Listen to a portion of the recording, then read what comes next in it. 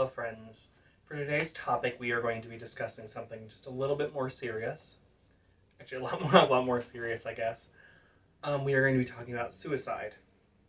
So for those who this needs to be a trigger warning for, let this be that trigger warning. There's definitely a lot more fun and lighthearted videos on my channel. You can check those out. The reason why I'm touching on this subject and a handful of the other serious subjects that we touch on is because despite how lighthearted we may be, and a lot of my channel focuses around home and hospitality and being community oriented, part of being community oriented is being involved in more serious issues. Sometimes that's political, sometimes that is helping when people need it the most, and sometimes that brings up subjects that are a little more serious, such as suicide. September is Suicide Visibility Month, Suicide Awareness Month, Suicide Prevention Month. I have a notebook with me to discuss. We're going to discuss 6 topics, or 6 things you can do if you believe someone is possibly considering suicide. I wrote my notebook because this being a more serious subject, I don't want to miss things. So I'm trying to do this a little more somberly and more orderly than what I usually do. Okay, so let's get into it, shall we? My first thing when it comes, if you think someone is contemplating suicide, is to ask. I know that seems, a lot of the research that I've read about online is to just be upfront.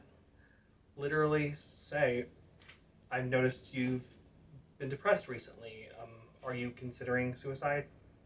It sounds blunt, and it does seem uncomfortable, and honestly, it kind of is. This sort of conversation definitely is a little uncomfortable. But the reason why you want to be so blunt is it shows the person that you are not judging. That this isn't something that makes you uncomfortable, even if it does inside slightly make you uncomfortable to discuss. It makes you a safe space for them to turn to. Being able to be so blunt about it. And that is a big deal because a lot of people, this is a very taboo subject. There is a lot of stigma in it, and people don't want to discuss it. But it's been proven time and again when we discuss more serious issues like sex education, people are safer in the long run and consequences lower when people are more educated about something. So sometimes we have to push past those awkward conversations to provide an education or to help someone in need. Next up, that kind of goes along with ask, is to listen. That can be, it seems pretty obvious when you ask a question that you should listen, but sometimes it isn't so much for some people. More often than not, people just want to be heard. They want to feel a connection. And in a lot of studies, it's shown that people who do commit suicide or are contemplating it feel a lack of connection. So listening can provide that. There have been many situations, maybe not suicide related, where we are stressed out and we just want to vent, we just want to release that emotion. And listening provides that. You can be that non-judgmental listener. Part of listening also is, of course, not judging. Sometimes when people are honest about the thoughts of ending their own life, we can be judgmental. We can try to tell them, that's wrong, no, that's bad, don't do that. We'll shame them, we'll guilt them. We will make comments like, you should feel ashamed of yourself for even considering that because suicide just puts the sorrow onto someone else. We guilt trip them. And in my opinion, the last thing you want to do to someone who already probably feels like crap about themselves if they're considering suicide is to make them feel worse about themselves. And in all honesty, you could also argue that statement. Maybe it is selfish of individuals to not let this person take their own life just because they're going to be sad for a little bit. You don't want to come at somebody with a guilt trip. So it's best just to avoid that altogether. Listen to them.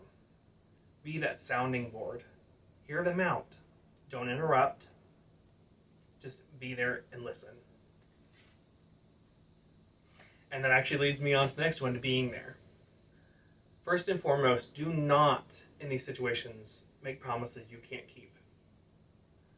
If you say you're going to call them tomorrow, make sure you call them tomorrow. If you promise to drive them to a medical health professional, you need to drive them to that medical health professional.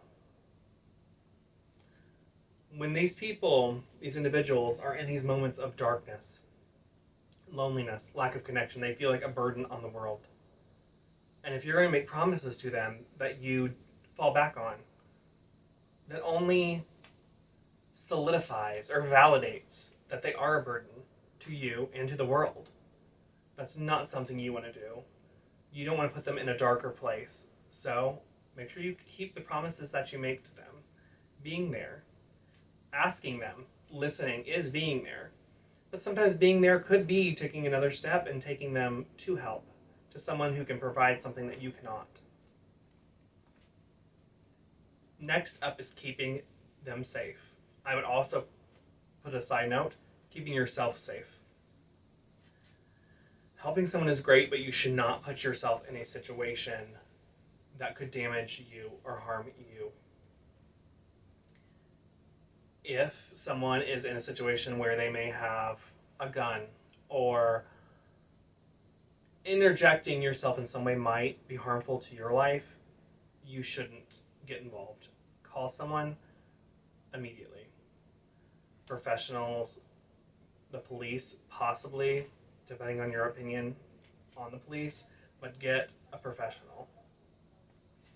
If the situation isn't that severe, maybe they're just contemplating the idea, then you can sit down with them, you can talk, you can ask certain questions, ask what their plan is. How far along in their plan are they? Have they done anything to harm themselves before you arrived, like taking medication? These pieces of information, again, are all part of listening.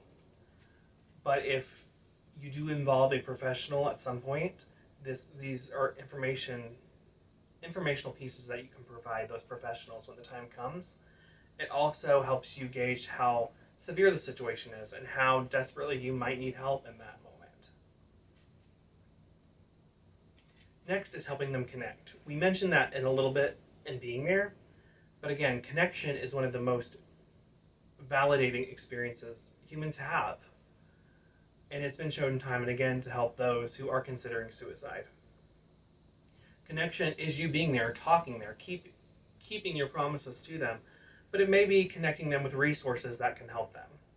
Maybe mental health facilities, therapists, hotline numbers.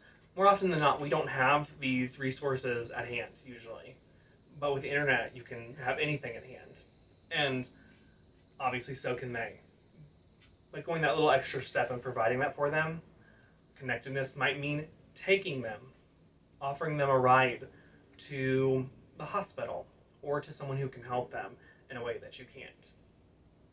Providing that connection with not just yourself, but the world. Maybe even there's mental health awareness groups that gather together. Maybe you know of one. Maybe you've been in the same situation and you know about the resources. So definitely try and help to keep them connected with the world. My final advice is following up. Again, this goes back to don't make promises you can't keep. If you promise you're going to follow up in some way, follow up in some way. If you ask someone who you believe is contemplating suicide, if they are, they may lie. If you genuinely feel like that's the case, follow up. Make sure you check on them. Sometimes just being that constant voice in their ear, just seeing if they're okay, will give them a reason not to commit suicide. Sometimes following up, obviously, it's making a call, it's visiting. If in fact you do speak to them and they tell you their thoughts and where they are at, still following up is necessary. Even if you bring in a medical professional and you take them to a hospital, within a few days, call and ask how they're doing. These are minor, small things that can make a great impact on someone's reason for life and reason for living. If you think someone is contemplating suicide, you can jump over to my blog post at james-novotny.com. I also provide some statistics there, some resources. I will also link those resources in the description box. I also provide some warning signs and risk factors on my blog post as well if you want to check those out.